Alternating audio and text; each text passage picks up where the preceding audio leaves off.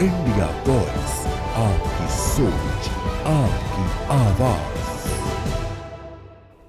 और वहीं हिंदी दिवस के अवसर पर इंडिया वॉइस के संवाददाता राहुल पांडे ने राज्यसभा सांसद दिनेश शर्मा से खास बातचीत की। क्या कुछ कहा उन्होंने, सुनिए। सितंबर हिंदी दिवस के रूप में मनाया जाता है और इस बार गुजरात की राजधानी गांधीनगर में हिंदी दिवस मनाया जा रहा है। यहाँ पे केंद्रीय गृह मंत्री और सहकारिता मंत्री अमित शाह जी और उत्तर प्रदेश के पूर्व मुख्यमंत्री और राज्यसभा सांसद दिनेश शर्मा जी हैं। आइए उनसे सीधा हम बात करते हैं। दिनेश जी, पहले तो इंडिया वॉइस की बात करने के लिए आपका पूरे हिंदुस्तानियों को भारतवर्ष के सौभाग्यशाली मोदी युग के हमारे भारतवासियों को, खासतौर से युवा भारतीयों को मेरी शुभकामनाएं। निज भाषा उन्नत है, सब उन्नत को मूल। सारी उन्नति के मूल में हमारी ये भाषा है और हिंदी भाषा हमारा आदर्श है, हमारा विवेक है, हमारा स्वाभिमान है। उस स्वाभिमान का एक तरीके से स्मृति दिवस है। हम सब लोग भाषा का प्रयोग करें, ये आह्वान है। और आज पूरा भारत इस महात्मा मंदिर में, आप देखो 10,000 लोग आज संपूर्ण देश के हिंदी के विद्वत जन यहाँ पर आए हैं। एक संकल्प के साथ आए हैं कि भारतीय भाषा है हमारी क्षेत्रीय भाषा है, हमारी तमिल है, हमारी गुजराती है, असमी है, हमारी बंगाली है और 22 भारतीय भाषाएं जो हमारी 8वीं अनुसूची में है, जो 11 भाषाएं जो हमारी शास्त्रीय अनुसूची में है, उन सब का उन्नयन हो, एक दूसरे के बीच में समन्वय हो, एकता का भाव का जागरण हो, राष्ट्र की भाव का जागरण हो। इन संकल्पों के साथ हम लोग यहाँ पर संपूर्ण भारत, विभिन्न भाषा भाषी क्षेत्रों के लोग यहाँ समाहित हैं। ये जन समुद्र देश की एकता का संकल्प लेने के लिए यहाँ पर एकत्रित है।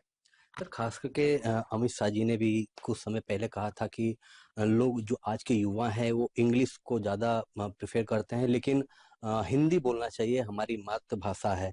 उन्होंने भी हिंदी भाषा को बढ़ावा दिया। इसे आप किस तरह से देखते हैं? देखिए, 4 गुजरात के लोग का मैं बहुत विशेष तौर पे नाम लूंगा।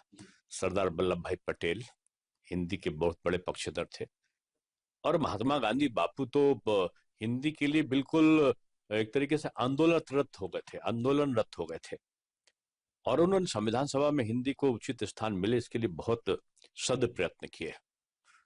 अटल जी का प्रयत्न तो खैर हम लोग भूल नहीं सकते, तो संपूर्ण भारत के गौरव थे।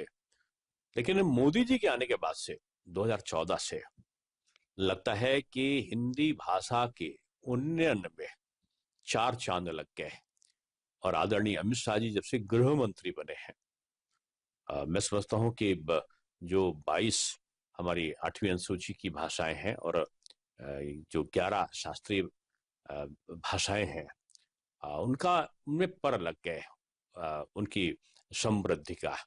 और आज भारतीय भाषाओं यानी क्षेत्रीय भाषाओं की उन्नति हो और उनके साथ साथ हिंदी भाषा का समन्वय हो। 14 सितंबर 1949 में संविधान सभा ने यह तय किया कि हिंदी भाषा को राजभाषा के रूप में प्रयोग किया जाएगा और 15 साल तक केवल द्विभाषा के रूप में सरकारी भाषाओं में प्रचलन में अंग्रेजी भाषा रहेगी, उसके बाद ये उसका स्थान ले लेगी। लेकिन ऐसा संभव नहीं हुआ क्योंकि उस समय की जो सरकारें थी उनकी सदनियति हिंदी के प्रति आकर्षण के भाव की नहीं थी, वो अंग्रेजी मानसिकता से ओतप्रोत थी। लेकिन 2014 के बाद से ये एक प्रवाह बहा है हिंदी के और क्षेत्रीय भाषाओं के उन्नयन का। तो मैं समझता हूं कि हिंदी भाषा और भारतीय भाषाओं की अवसंरचना का ये दौर चल रहा है और इसमें भारतीय भाषाओं की प्रगति हो और उनका हिंदी भाषा के साथ में समन्वय हो। इनके जो सद प्रयत्न है वो आज भारत की एकता, समन्वय, राष्ट्रीयता के भाव का जागरण कर रहे हैं।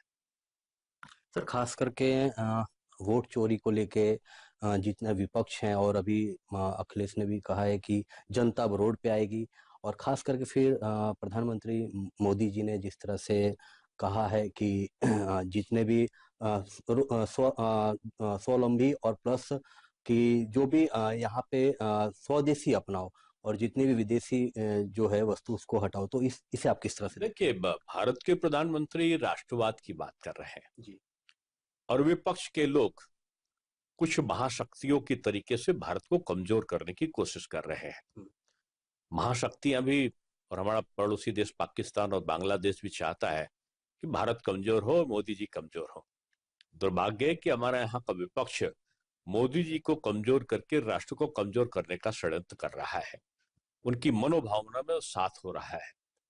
और ऐसे समय में अगर कोई ये सोचता है कि वो इस युवा भारत को कमजोर कर देगा, तो उसकी कल्पना मैं समझता हूँ कभी पूरी नहीं होने वाली। कहते हैं नेताजी भैया, कोई नेता, सम्मानित नेता बयान दे रहे हैं कि जनता सड़कों पर आ जाएगी, तो जनता तो जमीन पर है ही है, धरातल पर है ही है। लेकिन नेताओं के सत्ता में आने के स्वप्न का जो पंख है वो लग गया है और वो अपनी भावनाओं में आसमान में तैर रहे हैं। जनता चुनाव के बाद उनको फिर से धरातल पर ले आएगी। जनता सब जानती है। राष्ट्र की एकता और संकल्पना के लिए आज ये मोदी का जो भारत है वो आज पूरी दुनिया को जवाब देने की स्थिति में है। आप थे तो 11वें स्थान पे भारत था, आज भारत तीसरे स्थान की दौड़ में है। सर, लास्ट मेरा सवाल है कि युवाओं के बीच में हिंदी को लेके आप क्या युवा, देखिए हमारी भाषा में सबसे बड़ी विशेषता क्या है?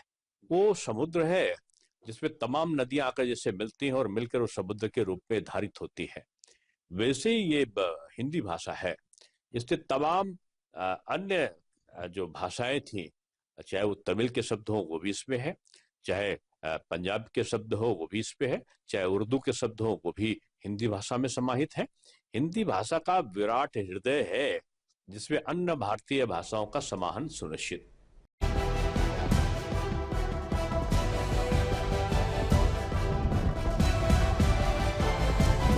इंडिया वॉइस, आपकी सोच, आपकी आवाज।